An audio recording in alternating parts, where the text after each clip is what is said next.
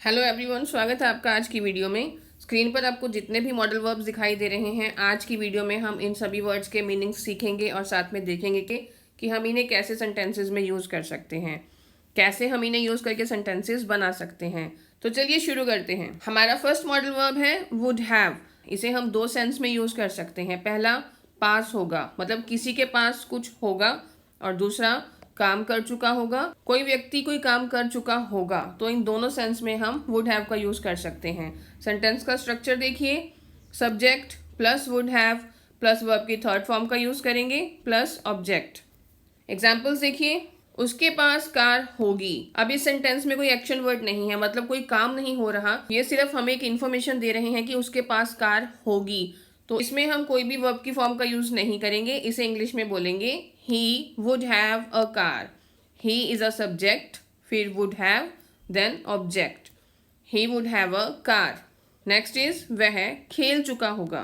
खेलना एक क्रिया है, तो यहाँ पर हम वर्ब की थर्ड फॉर्म का यूज करेंगे। प्ले की third form played. He would have played.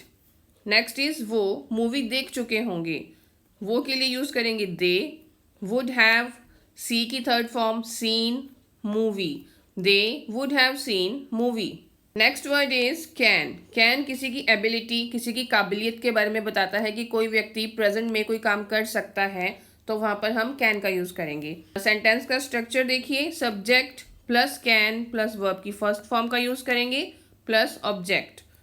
वह कर सकता है, वह प्रेजेंट में कोई काम कर सकता है, तो इसे हम बोलेंगे he can do. He can do. हम आ सकते हैं, we can come. We can come. वह तुम्हारी मदद कर सकता है, ही कैन हेल्प यू। हमने यहाँ पर वर्ब्स की फर्स्ट फॉर्म का यूज किया है, डू, कम, हेल्प। तो इस चीज का आप ध्यान रखोगे कि वर्ब की फर्स्ट फॉर्म का यूज करेंगे हम। Next is could. Could can की ही पास्ट फॉर्म है।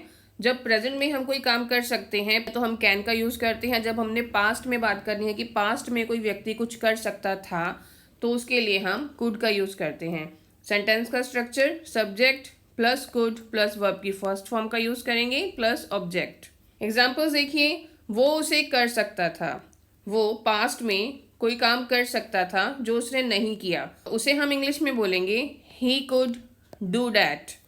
He could do that. वह उसे कर सकता था।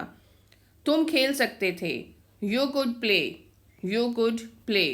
वो पढ़ सकता था, he could study. Next is should. Should का मतलब चाहिए। जब हमें कोई चीज़ चाहिए या हम किसी को कोई सलाह देते हैं कि तुम्हें यह काम करना चाहिए, तो वहाँ पर हम शुड का यूज़ करते हैं। सेंटेंस का स्ट्रक्चर देखिए, subject plus should plus verb की first form plus object. Examples, तुम्हें जाना चाहिए, you should go. You should go. हमें पूछना चाहिए, तो we should ask. We should ask. उसे पढ़ना चाहिए, उसके एग्जाम शुरू होने वाले हैं, तो उसे पढ़ना चाहिए, he should study. He should study. Can be.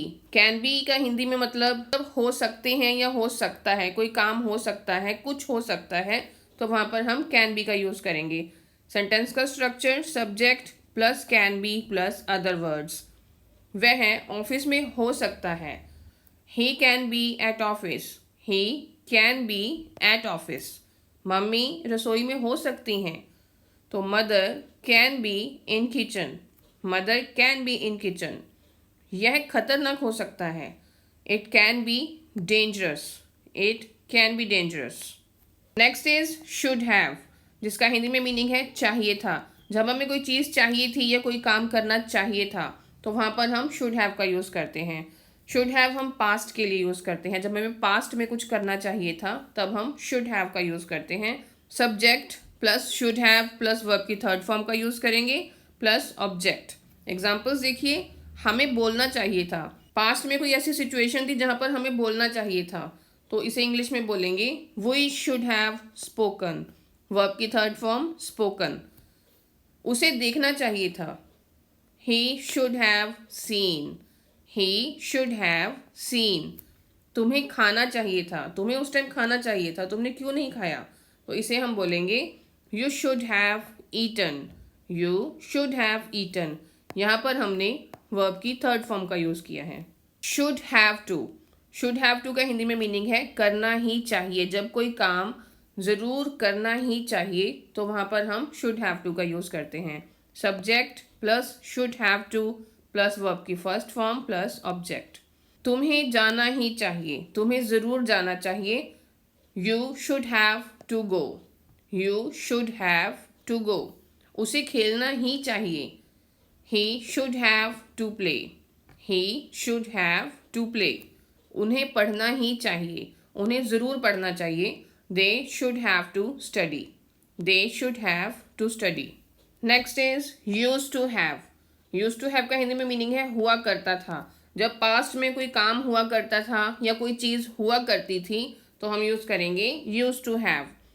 Examples देखिए, उसके पास कार हुआ करती थी।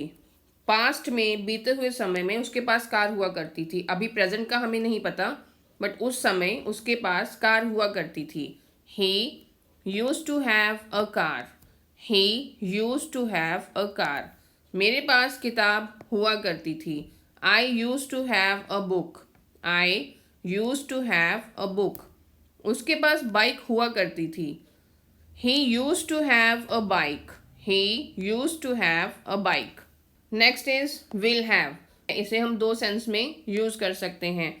विल हैव का यूज़ हम फ्यूचर के लिए करते हैं कि फ्यूचर में, भविष्य में किसी के पास कुछ होगा या कोई व्यक्ति कोई काम कर चुका होगा तो वहाँ पर हम विल हैव का यूज़ करेंगे। Subject plus will have plus verb की थर्ड फॉर्म प्लस ऑब्जेक्ट।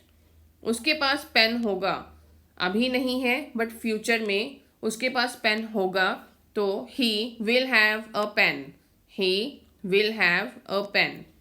वह खेल चुका होगा। He will have played, verb की थर्ड फॉर्म प्लेड। वो देख चुके होंगे। They will have watched, they will have watched. Next is would be. Would be के भी हिंदी में दो मीनिंग है। इसे भी हम दो तरह से सेंटेंसेस में यूज़ कर सकते हैं। एक, कोई कहीं पे होगा, और दूसरा कोई कोई काम कर रहा होगा। तो इन दोनों सेंस में हम वुड बी का यूज़ कर सकते हैं। Subject plus would be plus other words. वह घर पर होगा। He would B at home. पापा ऑफिस में होंगे। पापा वुड बी इन ऑफिस। वह खेल रहा होगा। He would be playing. Should have been. Should have been का मतलब किसी को कहीं पर होना चाहिए था या किसी को कोई काम कर रहा होना चाहिए था। उसे घर पर होना चाहिए था, उस समय उसे घर पर होना चाहिए था। He should have been at home. इसका यूज़ हम पास्ट के लिए करेंगे कि पास्ट में किसी को कहीं पर होना चाहिए था या किसी को कोई काम कर रहे होना चाहिए था तो उसे घर पर होना चाहिए था।